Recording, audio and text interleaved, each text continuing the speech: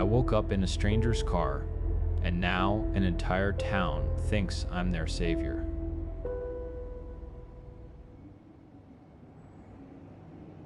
The first thing I knew was the tapping, a sharp, insistent thump thump thump against glass right beside my head. A beam of light sliced through the darkness of the car, pinning my face like an insect. I flinched, throwing a hand up to shield my eyes.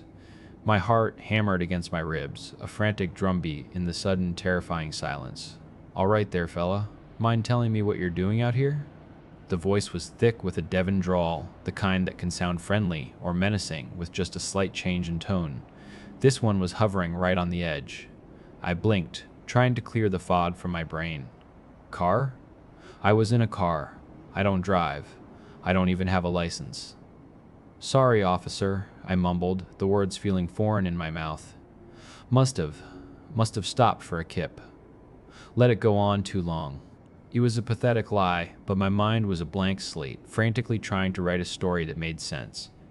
The flashlight beam moved, illuminating the space between my car and a large, mud-splattered pickup truck parked nearby. The officer gestured with the light. "Picked an unfortunate time to visit, I'll say that much. You wait right here." He turned and walked toward the pickup, his footsteps crunching on gravel. I heard him muttering to himself, the words lost to the night. My eyes adjusted. I took in my surroundings. The car smelled of stale coffee and old wool blankets. The back seat was piled high with clothes, canned food, and boxes. It looked like someone had been living in here for weeks. It looked like I had been living in here. My stomach twisted. I had a life, a flat. 2 cats, Bastet and Anubis. A girlfriend, Alara, who was probably wondering where I was. What was I doing here? The officer returned, and I got my first proper look at him.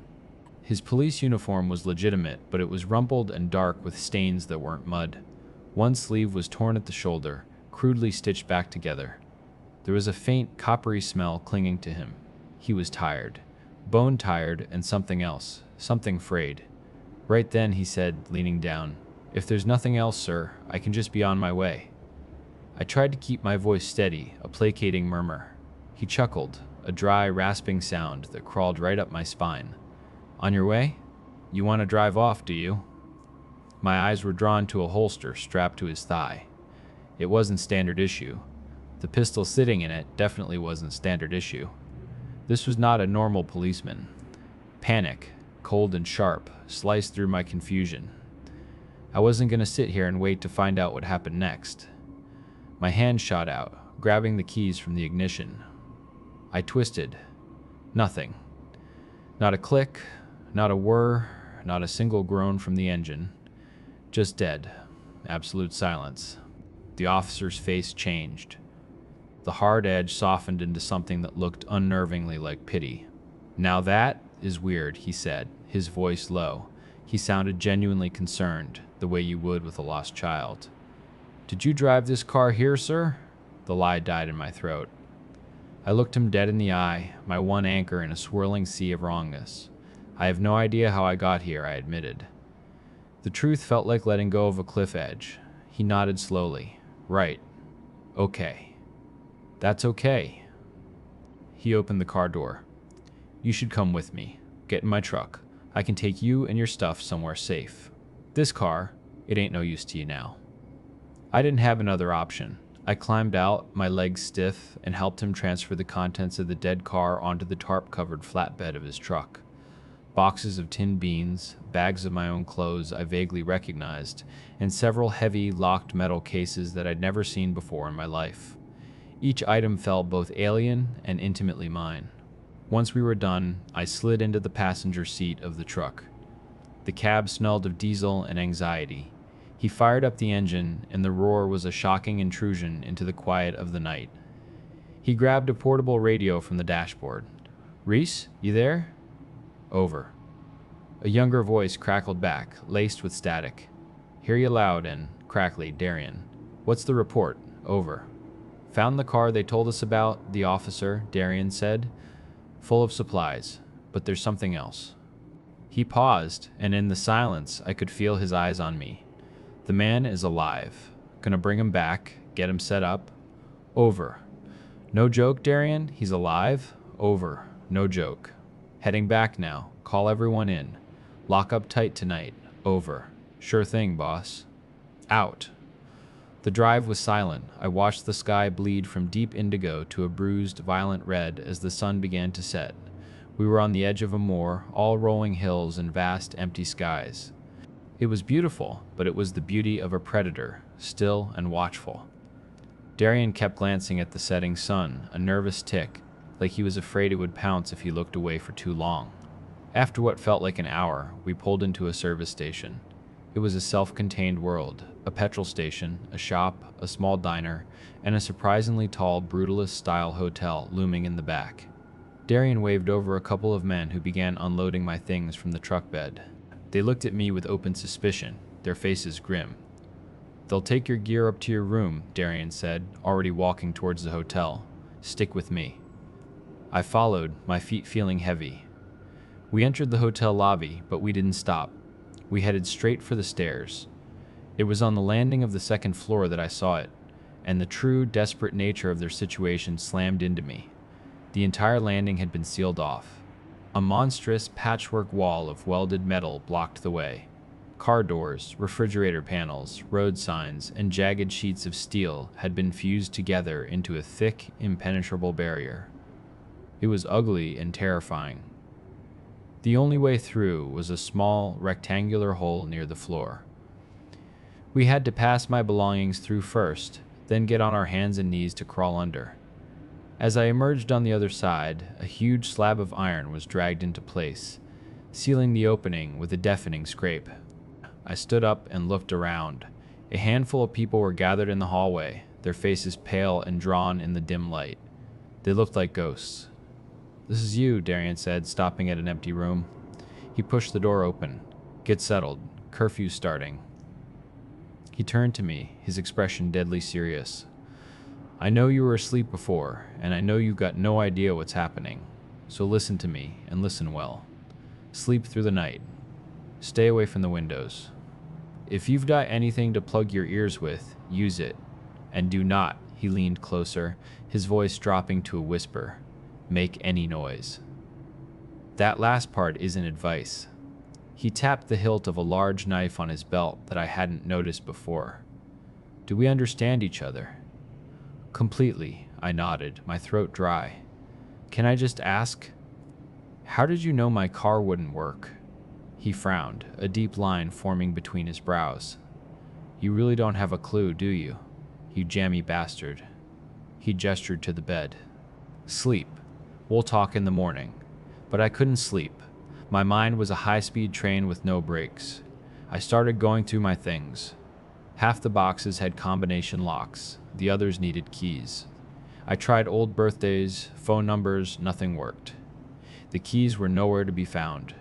Frustrated, I found myself drifting towards the window, forgetting Darian's warning for just a second.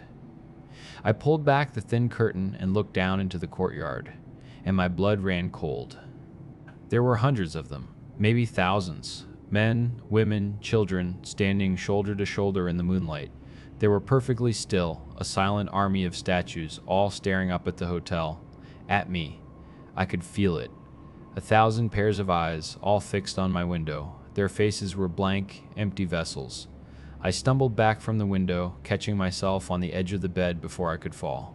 I lay there for hours, my ears stuffed with wadded-up toilet paper, my eyes screwed shut, waiting for a dawn that felt like it would never come. Just as the first gray light began to filter through the curtains, there was a knock on my door. It was Darian. "So," he said, skipping any greeting. "Did you look?" I just nodded, my mouth too dry to speak. "Thought you might," he said, studying my face.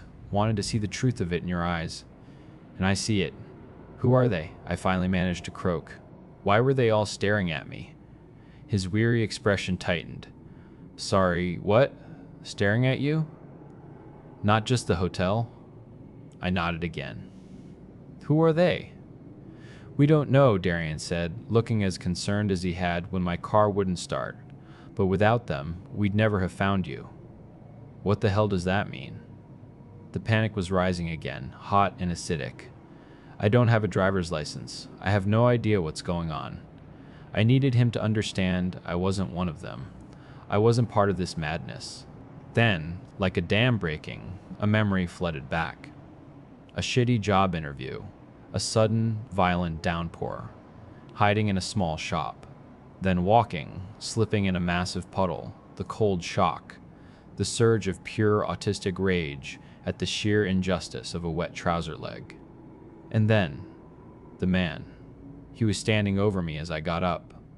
He looked a bit like me, not genetically, but in his aura of quiet desperation. His suit was a size too big, the price tag still dangling from the sleeve. He held a book. "I think you're the one," he'd said. He shoved the book into my chest, forcing me to take it. I remembered opening the cover. And then, nothing. Just a black, silent void until the tapping on the car window. "Easy," Darian said, holding up a hand. "I believe you. But they did lead us to you. Most of the night, they do this low chanting you probably heard. But every so often, they'll scream. One loud, collective scream. In the morning, we go to where the sound came from. We usually find supplies, canned food, medicine, sometimes a car." He looked me up and down. "We call them the Banshees." My head was spinning. "So, where am I? I need to call my girlfriend, my family." Darian actually laughed, a harsh, bitter sound. "Call them? You think we haven't tried that?